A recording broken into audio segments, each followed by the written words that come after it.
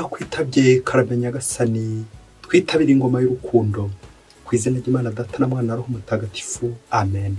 Amahoro bana b'Imana, ni muhumure, Imana iradukunda, ije kudukiza kuri uyu wa mbere w'icyumweru cya 15 mu byumweru bisanzwe, tariki 14 Nyakanga 2025.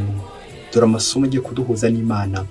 Isomo rya mbere ryo mu gitabo cy'Imuka Misiri, umutwe wa mbere umurongo wa 8 kugeza kwa 14 n'umurongo wa 22. Muri icyo gihe mu gihugu cya Misiri haza kwima undi mwami utari waramenye Yosefu. Abwira ingabo ze ati, dore umuryango w'Abisiraheli uranga ukaturuta ubwinshi kandi ukaturusha amaboko. Nimucyo tuwigire ubwenge, ejo utazarushaho kugwira, maze intambara yatera ukifatikanya n'abanzi bacu ukaturwanya, hanyuma ukazava muri iki gihugu. Ubwo Abanyamisiri bashyiriraho Abayisiraheli abategeka b'akazi kugira ngo babicishe imirimo y'agahato. Nibwo bubakiye batyo Farawo imijyi y'ibihunikwa, uwa Pitomu n'uwa Ramsesi. Nyamara uko babakandamizaga niko umubare wabo warushagaho kwiyongera, bagakwira hose. Nuko Abanyamisiri batangira kwanga urunuka Abayisiraheli. Abanyamisiri bakoresha Abayisiraheli by'agahato n'ubugome, babatera kuzinukwa ubuzima bwabo ku mpamvu y'uburetwa bukabije, nko gukata ibumba, kubumba amatafari, kuvunwa n'ubuhinzi n'indi mirimo yose inaniza, bakabagerekaho ku gahato. Nibwo Farawo ahaye igihugu cye cyose itegeko agira ati, umuhungu wese w'umuheburayo uzavuka mujye mumujugunya mu ruzi, naho abakobwa bo mujye mubareka babeho. Iryo ni ijambo ry'Imana. Zaburi 124. Ubuvunyi bwacu buturuka muri Uhoraho. Iyo Uhoraho ataturengera igihe abantu bari baduhagurukiye, baba baratumize bunguri mu gurumano n'uburakari bwabo. Ubwo ngubwo amazi aba yaraturenzeho, umugezi uhurura uba waraduhitanye. Ubwo ngubwo amazi asuma aba yaraturenze hejuru. Twararusimbutse nk'inyoni ivuye mu mutego w'umuhigi, umutego waracitse turasimbuka. Ubuvunyi bwacu buturuka muri Uhoraho. Nyagasani Yezu nabane namwe. Magambo mu Ivanjili ntagatifu yanditswe na Matayo, umutwe wa 10 umurongo 34 kugeza ku 42, n'umutwe wa 11 umurongo wa mbere. Muri icyo gihe Yezu yabwiye intumwa 12 ati, ntimugire ngo nazanywe no gukwiza amahoro ku isi. Sinaje kugwiza amahoro, ahubwo nazanye inkota. Koko naje gushyamiranya umuhungu na se, umukobwa na nyina, umukazana na nyirabukwe, maze abanzi b'umuntu bakazabaho mu rugo rwe. Ukunda se cyangwa nyina kunduta, ntakwiriye kuba uwanjye. Ukunda umuhungu cyangwa umukobwa we kunduta, ntakwiriye kuba uwanjye. Udatwara umusaraba we ngo ankurikire, ntakwiriye kuba uwanjye. Uwihambira ku bugingo bwe azabubura, naho uzahara ubugingo bwe ari jye agirira azabuhorana. Ubakiriye neza n'ijya bayakiriye, n'unyakiriye abayakiriye uwantumye. Wakire neza umuhanuzi kuko ari umuhanuzi, azahabwa ingororano y'umuhanuzi. N'uwakiriye intungane neza kuko ari intungane, azahabwa ingororano y'intungane. Uzaba yarahaye icyo kunywa umwe muri abo baciye bugufi, naho rwaba uruhu rw'amazi afutse, kuko ari umwigishwa wanjye, ndababwira ukuri, ntazabura ingororano ye. Yezu amaze guha abigishwa be 12 ayo mabwiriza, ahera ko ajya kwigisha no kwamamaza inkuru nziza mu migi yabo. Iyo ni Ivanjili ntagatifu. Nteza amatwi dawe, nteza amatwi mbwira, ijambo ryawe riranyuze, ndishyinguye neza mu mutima wanjye. Bayoboke b'Imana, nimugire amahoro. Aha tugeze ni kuri buri munsi. Buri munsi ujye ukora ku buryo ijambo ry'Imana ritambuka iwawe. Buri munsi ujye ukora ku buryo urizirikanaho. Bityo Imana ibiguhamagaye, nawe ujye yitaba uti, karame nyagasani. Nugera kuri buri munsi ugahafunga ujye uvuga uti, karame nyagasani, ndaje nyagasani, nduwawe nyagasani, ngenzi uko ushaka nyagasani. N'andi magambo menshi yerekana ko witabye nyagasani. Dore ko akeje nyagasani aduhamagara akoresheje ijambo rye, ariko we nanjye tukaza kwishecekera. Koko ukurura umwitozo nawe, umuntu aguhamagaye ugaceceka, uhamagaye umuntu agaceceka, wabigenza ute? Ko biri kose birakubabaza. Dutekereza uburyo Imana ihora iduhamagara buri gihe. Ese ujye ukora ikimenyetso cyo kwitaba? Urakoze Mana, karame nyagasani, uri hano Mana, ndahari nanjye. nuko rero buri gihe cyose ujya uvuga uti Mana ndaje wampamagaye ungenze uko ushaka. Amasomo twateguriwe nadufasha guha agaciro Imana, guha agaciro Yezu. Ubwo tuza kubazwa ikibazo kigera kiti umwanya wa Yezu mu buzima bwawe ni uwuhe? Yezu agira umwanya ungana ute mu buzima bwawe? Yezu agira amasaha angahe iwawe? Yezu agira iminota ingahe iwawe? Uzi ko usomye neza amasomo ukacengerwa n'iby'Imana neza uko bikwiriye, nawe ushobora kuza gusanga watsinzwe, kubera ko igihe kirekire ukimara uri kwita ku bintu ndetse no ku bantu, ariko ukaza kubura igihe cyo kwakira ubuntu bw'Imana, cyo kwita ku by'Imana. Umwanya wa Yezu mu buzima bwawe uri hehe? Isomo rya mbere twavanye mu gitabo cy'Imuka Misiri riratubwira gukandamizwa kw'Abayisiraheli ko gutangiye. Ngo baravuga ngo umwami utaramenye Yosefu abarahageze. Yosefu amaze kwitaba Imana, none batangiye gukandamiza Abayisiraheli. Kubera iki? Ubutegetsi banatanze n'impamvu ati batazifatikanya n'abanyamahanga. Uko kugundira ubutegetsi, ukugundira ibintu, icyubahiro nibyo bigiye gutuma bakandamiza abantu. Ibi rero bikerekeza ukuntu dukunda ibintu kurenza abantu, bikerekeza ukuntu dukunda ibintu kurenza Imana. Nuko bikaza kurangira turi kugira abandi nabi, ngabo Farawo, ngabo Abanyamisiri bicishaga hato Abayisiraheli, kugira n'aba bana b'Imana, gukandamiza abana b'Imana. Iki ni ikimenyetso cyo kuburira Imana umwanya. Iki ni ikimenyetso cyo gushaka ibintu, nuko ukagurisha abantu, ukabagira nabi, ukabakandamiza. Iri somo riza kugufasha kongera kureba abantu ushikamiye, cyangwa ibintu nashikamiye nanone, ibintu bigushikamiye bigatuma utegeranya gasano uko bikwiye. Ivanjiri uno munsi nayo iratwegereza urukundo dukunda Yezu cyangwa urukundo dukunda abantu. Niwumva ino vanjiri neza, hibanzemo uburyo dukunda ibintu tugakunda n'abantu kurusha Yezu. Yezu ntabwo atubwira ngo amaze kuvuga tukunda se cyangwa nyina kundusha ntakwiye kumwigishwa wanjye, ukunda ntakwiye kumwisha wanjye. Aho ikibazo ashaka kutubwira ntabwo ari kugira ngo nitumara kumva ino vanjiri duhitwe twirukana ababyeyi bacu mu buzima bwacu, duhitwe twirukana ba papa na ba mama batubyaye mu buzima bwacu ngo kugira ngo dukunde Yezu. Oya, ahubwo Yezu arashaka kutubwira uburyo ibyo byose tubikora we ntabonemo umwanya, uburyo ibintu n'abantu twabigize ibigirwamana byacu, bityo ubuntu bw'Imana tukabujugunya. Uburyo twihugikana ibintu cyangwa nayo bikatwihugikana, cyangwa abantu bagatwihugikana, ariko ntitwegere ubuntu bw'Imana. Ese wagombye kumenya ngo ninde waguhaye ibyo bintu? Si Imana biguhaye? Bya bindi by'uko wereka umwana inyenyeri mu kirere, aho kugira ngo arebe ya nyenyeri uri kumwereka, akirebe urutoki ruri kuyimwereka. Nawe rero nanjye hari igihe tureba urwo rutoki bya bintu Imana yaduhaye, nuko rero akaba ibyo turangamira, akaba ibyo dukorera, tukareba uwo muntu Imana yaduhaye, akaba ibyo turangamira tukamukorera, ariko ubwabyo tudashobora kwakira Imana yabiduhaye.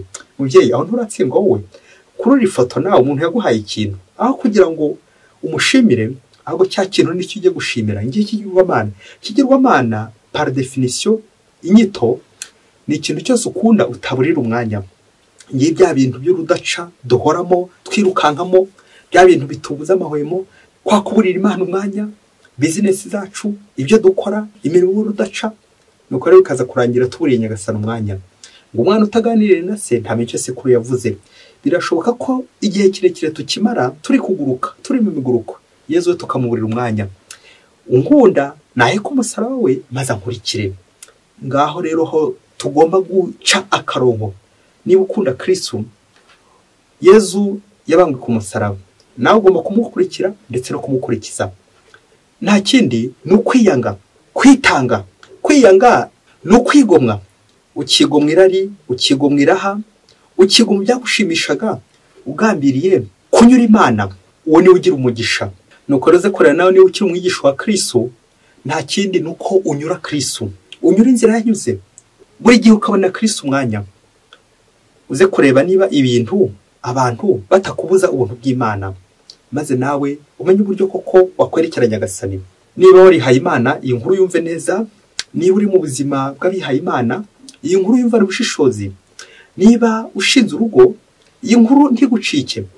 Umunsi umwe hirya kure cyane muri Afurika, ngo uwihaye Imana witwa Yohani, ngo yakoze umunsi mukuru yubire imyaka 25 yaramaze ari mu muryango, yari yeguriye Imana.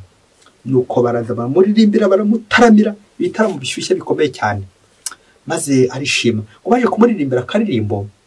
Umunsi umwe rero Yohani muri ibyo byishimo by'uko abantu bamuririmbiye ako karirimbo kari karyoshye nuko ngo aza kujya muri chapelle ka karirimbo kaza kumuza akomeza gukaririmba ati narakwihaye wese nyagasani. Nuko ngo atarakarangiza ngo yumva ijwi riramubwira riti Yohani Yohani Yohani. Nuko yanaritaba ati karame Yezu kubera ko ari bumvise ijwi rya Yezu ati Yohani Yohani Yohani urambeshya. Abantu benshi ntibakunze kwemera bene no majwi nyamara Imana iravuga Yezu aravuga. Nuko Yohana atangira kujya impaka ati koko Yezu ntabwo ari byo, imyaka 25 yose nkwiyeguriye wese ko nari ndi kuririmba nyina ko karirimbo koko naba nkubeshya nde Yezu, imyaka 25 sezeranye burundu ndi kwiyihimbaza narakwiyeguriye wese Yezu. Nuko Yezu ngongera aramubwira ati narakubuze. Yohana akayashakisha uri kumubwira ijwi ariko akamubura ariko akabyumvira imbere ati narakubuze Yohani. Yohana ati ndahari rwose wese kandi narakwihaye wese. Nuko Yezu ngo aramubwira ati Yohani uri kujya impaka z'iki? Reba ingengabihe yawe ngiye gukubwira ibintu bine biri mu ngengabihe yawe bingaragariza ko nakubuze. Icyambere ugira amasaha 6 y'akazi ukayakora neza wese. Amasaha 6 yawe narayabaze neza asanga ari bitaramo gusa uburimo kwinezeza iraha. Hanyuma ikindi gikomeye amasaha 6 yawe uyamara kuri telefone itumanaho uhamagarwa telefone yaragutwaye. Hanyuma ni masaha 6 akaba ari uryama ukiryamira. Nuko Yohana akomeza araburana ati umva Yezu sinsiba misa sinsiba amasengesho ya communauté ubwo Yezu wamburiye he ko mbona kanya ko gusenga byibuze. Nuko Yezu ngo aramusubiza ati urandyarya Yohana urandyarya ubikora kubera itegeko ry'umuryango. Ikindi kandi umpa ibisigara nyine imibore uzaguye gacuho ukisinzirira warangiza ngo uri gusenga. Ibyo byose ubikora urangiza umuhango routine. Nuko Yohani atangira kurira nuko amanika amaboko hejuru ati Yezu nukuri ndatsinzwe umbabarire aho gubwira icyo nakora naho ubundi ndatsinzwe ni kuri ingenga byagiteye koko mbaye nsabye imbabazi ahasigaye nyagasani umbwira icyo nkora iki nyagasani nkora iki nyuma yuko maze gutsindwa. Bayoboke b'Imana Yezu Kristo akuzwe. Sinshaka kongera gukomeza nkubwira uko ikiganiro cyakomeje. Ubwo ni Yohani na Yezu bari gukemura ibibazo byaje hagati yabo we na Yezu. Wasanga nawe ingengabihe yawe ishobora kuba yuzuyemo izo nduruburi zose ariko nta mwanya wa Yezu hari.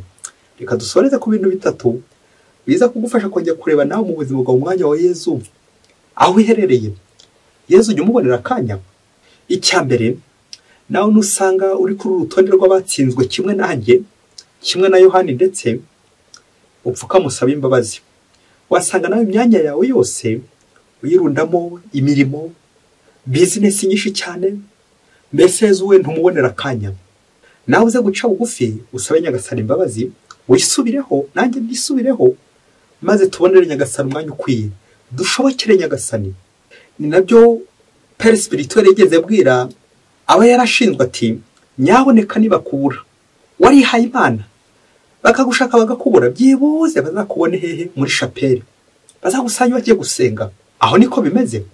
Wasanga nawe iyo bakuvuze birukira nko mu ikabare ati nta handi ari, wasanga ari nko mu gitaramo bunyanaka, wasanga ari mu ikabari bunyanaka n'ahandi heshi cyane bajya bagushakira.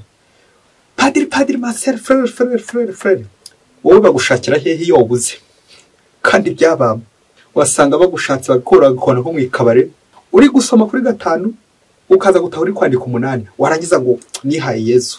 Wowe nanjye dusaba imbabazi duca bugufi dusaba imbabazi ati natsinzwe Yezu nanjye ndi ku rutonde rw'abatsinzwe. Icya kabiri koko no kwigaya koko amasaha 28 yose ukabahuriramo Yezu isaha imwe gusenga isaha imwe gushengerera nawe ukaba uri ku rutonde rwa Yohani. Yezu abwira ati Yohani urambeshya, Yohani narakubuze, Yohani urandyarya. Nawe uze kureba niba Yezu aho hatatu nta kirego yakoregamo kandi cyagufata 28 koko ukarubuzemo n'agasana kamwe. Ni nabyo Yezu yabwiye Petero muri Getsemane ati Petero wabuze n'agasahana kamwe, agasahana kamwe ishobora kuba ari iminota 10, iminota 5, ariko byibuze ukagumana na Yezu. Igihe kirekire tukimara mu bitaramo, massage tuyamara mu bitaramo, tukamara gukaze muri business, kwiruka inyuma y'ibintu. Ikindi gihe tukaba twibereye mu byacu, turi kuganira kuri telefone, itumanaho, akazi karaduheranye, Yezu we tukamuburira umwanya 28 koko ukaburamo n'agasahana kamwe. Uru butonde ushaka ko uriho nanjye nduriho, twatsinzwe. Dukomeza dusaba imbabazi, twarangiza ngo twihaye Imana.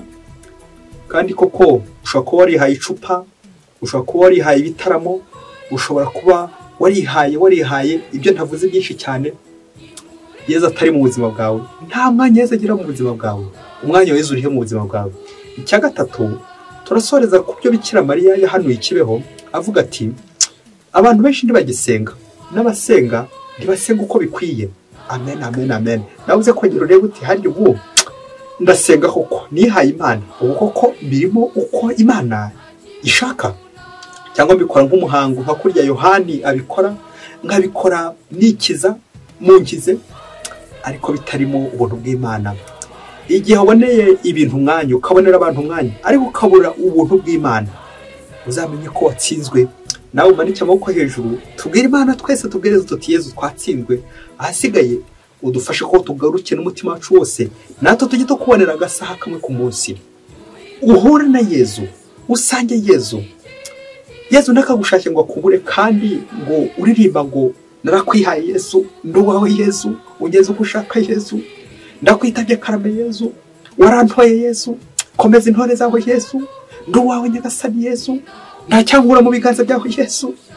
Nandi magambo menshi tutahema kubwira Yezu, ariko cyinshi uzasanga turi kumubeshya, yaratubuze, turi kumuryajya, n'ibindi byinshi cyane tumukorera. Yezu agakomeza ikihangana. Nyagasani, aho nakuburiye umwanya hose, ibyo nirukansi inyuma byose, amakuzo, ibyubahiro, ibintu, ngakuburira umwanya, ndaje Nyagasani nicishe bugufi, kugira ngo ungeze uko ushaka, ngo ubonere umwanya, tuganire, twibanire nawe iminsi yose. Yezu mwiza, mwese Imana ibahe umugisha. Imana Data na Mwana na Roho Mutagatifu. Amen. Padiri Masumukora Ladislas wa Diyosezi ya Cyangugu.